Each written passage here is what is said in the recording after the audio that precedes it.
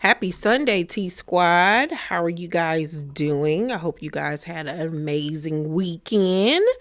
I did. It's SummerSlam weekend, and last night was amazing. I'm gonna barbecue some hot dogs and hamburgers, and me and my son are gonna watch part two of SummerSlam tonight. And Jocelyn's Cabaret comes on as well. Yes, of course. I'm gonna have a great day. Let me know if y'all want me to review this season of Jocelyn's Cabaret. Let me know down below in the comment section. But today I am here with my All Tea All Shade season 10 episode 7 of Ready to Love. Part B of season 10 just aired this Sunday, so we'll be getting the remainder episodes of this season plus the reunion. Ready to Love is actually auditioning right now for Chicago. So if y'all in the Chicago area and you're looking for love, go and try out, child. Go ahead on. On episode 6, when we left off a few months ago, Fritz and Eddie were both in the bottom. And shockingly, they both were eliminated. They both were. I did not see that one coming, but I guess they got to get rid of some folks. So Special Ed is gone with his little cute self. He is gone, and I don't know how I feel about that because he was like one of the cutest dudes in that whole entire house. Not house, but competition. But it's the guys' week, and the guys meet with Tommy in the vault or whatever, and he tells them that they're going to meet the ladies' exes this week to find out, how they were in their previous relationship and all of that good stuff. So Husieen meets with Angie and Angie's baby daddy. And his biggest issue with her was their communication and how she always felt like she could do things on her own. Like she didn't allow him to lead and be a man. And you can tell Husieen was really taking that in and trying to process that. And that obviously can lead to big problems in a relationship when you're dealing with a man that isn't lazy, that isn't looking for a woman to fend for herself or to be the one to lead the relationship. So I can see why they ended up just being co-parents with one another. And, hopefully that's something that she's learned from. I don't really think that she has. But that was her biggest issue. Then we go to Kiara, who introduces Jay to her ex, Jules. Now, this was very interesting because they dated, but he says that he's known her pretty much her whole entire life because she was friends with, I think, his little sister or something like that. And he said that she always had a crush on him and he knew that. And so, over the years, like he kept his eye on her until she was of legal age. And then basically he got on her.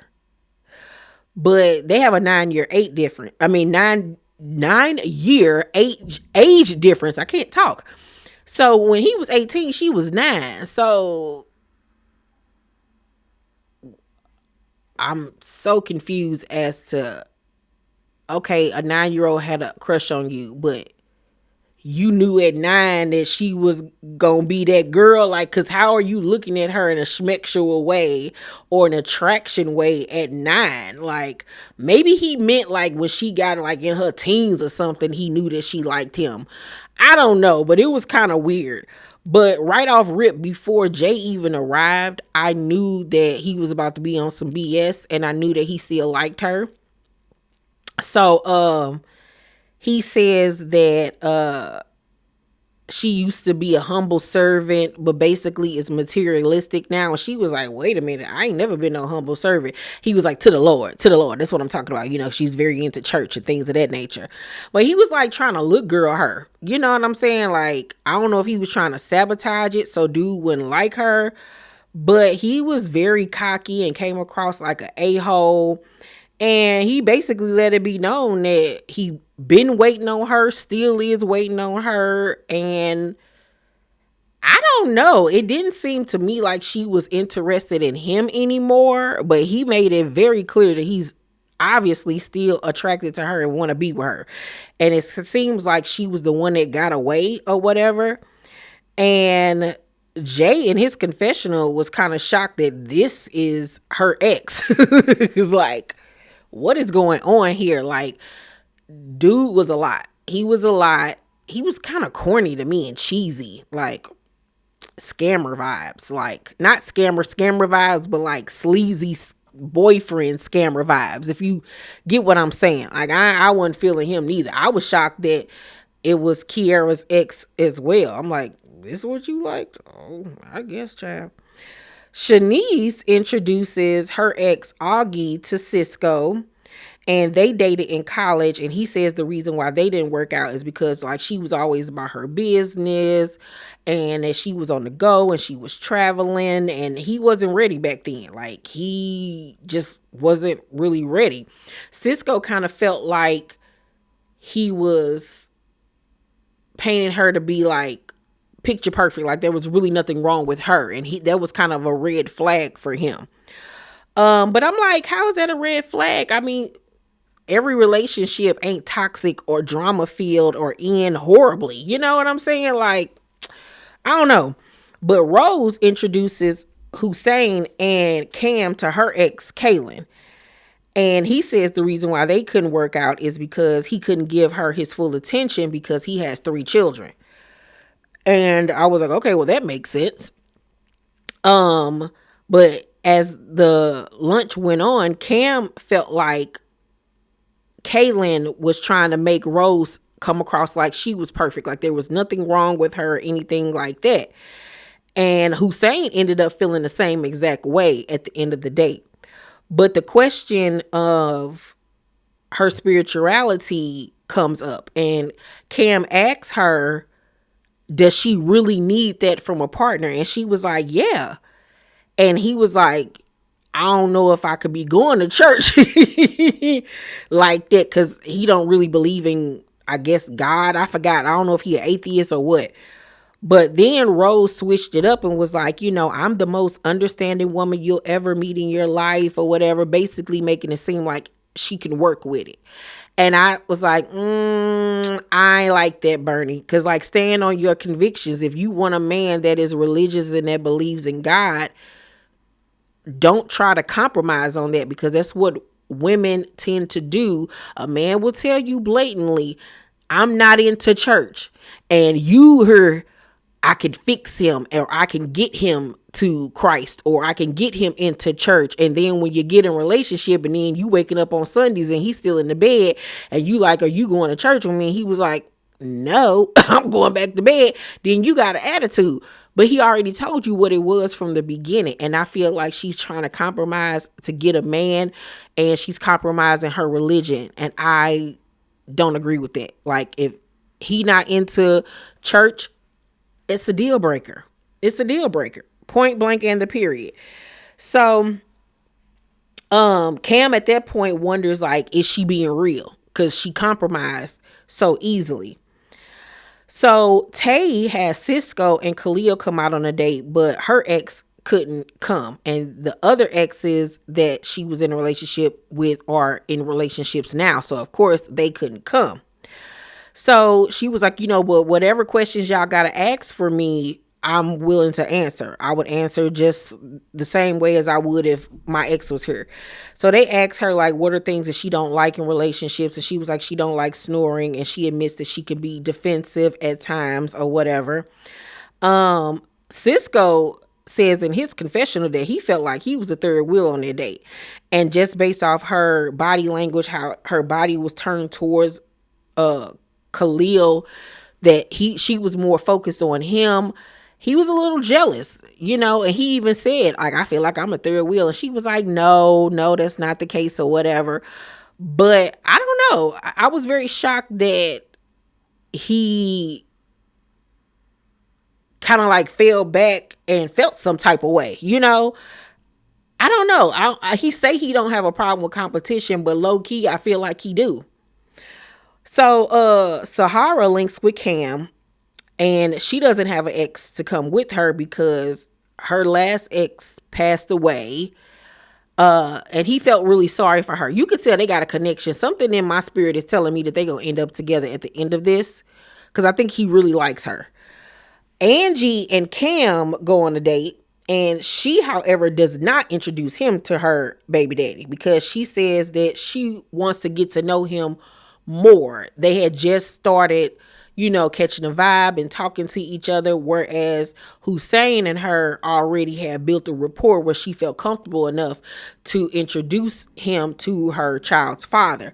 I wish that she would have said that to Cam, because you could tell he was kind of like, dang, I don't get to meet dude or whatever. Now, at this point, he don't know that Husieen got to meet him. He just think that, she not comfortable yet, so it is what it is. So you could tell he was let down by that, and he felt like she was trying to hide something. So they get to talking about, relationships and stuff, and Cam says that one of his exes will probably say that he nitpicks, but he feels like he likes to talk about things before they become issues. So maybe that does come across like nitpicking or whatever. And he also says that he doesn't like to loud argue, like all that hollering and hooping and yelling and all of that type of stuff. And Angie was like, sometimes I like to argue to make up. And, he laughs it off or whatever. But in his confessional, he says that their conversations always turn schmexual, and he's really trying to shy away from that. Like, he really trying to get to know her. And as far as, the nitpicking thing and how he likes to address situations before they become bigger issues, I see that. But if you always got something to say about every little thing that I say or do, or things that are happening, that can come across as nitpicking and get on people's nerves after a while. You know what I'm saying? Like, you got to choose your battles in which you want to fight. What is really important to you. So Deanna and her bootylicious leather pants with the slits on the butt cheeks links up with Naeem and Khalil. And she doesn't bring her ex because she says that she's not on speaking terms with him. It was really toxic. And that is a little concerning for Khalil. I don't understand why people feel some type of way or see that's a red flag if a person no longer has relationships with their exes. I don't talk to none of my exes. Like, I ain't friends with them Negroes. I think it's probably one ex of mine, maybe two, that I could call upon maybe to judge my character, or that I'm even remotely cool enough with to say hi to. Other than that, when I'm done, I'm done. It's a wrap. We're not friends. We not on social media friends. We don't talk. Like, no, it's a wrap, my love. So I guess I'm a red flag. How many of y'all out there still are friends with y'all exes? Let me know. I really want to know. So she says that her ex would probably say that she's a runner. And she says that she used to nitpick and would keep things bottled up inside when things bother her and wouldn't say anything the first two times. And then when the third time comes, she's just done. And they was like, huh? Like, so you keep things on the inside, not saying that it's bothering you. You already doing a 3-strike rule, and we don't even know that we in that zone. And then when the third strike come, you just out with no explanation. Like, that is so childish and immature. And she needs to really learn how to communicate her feelings, because hopefully that's something that she has stopped doing based on the conversation. It doesn't seem like it's something that she stopped doing. It seems like it's something that she's aware of that she continues to do. And ain't nobody got time for that. Nobody has time for that. That is the most insane thing I think I've ever heard somebody say. So the men meet with Tommy, and Khalil says that his top pick is Tay. So Cisco really now is like, okay, I really do got competition with this dude. Like, he like my little boo thing. And Cam says when he finds out that Husieen met Angie's baby daddy, he feels some type of way. He was like, why wasn't I good enough to meet him? Like, what's the tea? Like, he really was like side-eyeing her. So in the end, Cisco meets with Shanice and Cam meets with Angie. And he tells her how that, bothered him that she didn't introduce him to her child's father. And she apologizes and says that the fact that he even inquired and felt some type of way about it really shows her that he's really into her and really will take it seriously when she does, introduce him to her baby daddy. And it shows her that he really cares. So in the end, Angie tells, I'm sorry, not Angie. Child, I'm getting it mixed up. So in the end, Cisco tells Shanice that she's eliminated.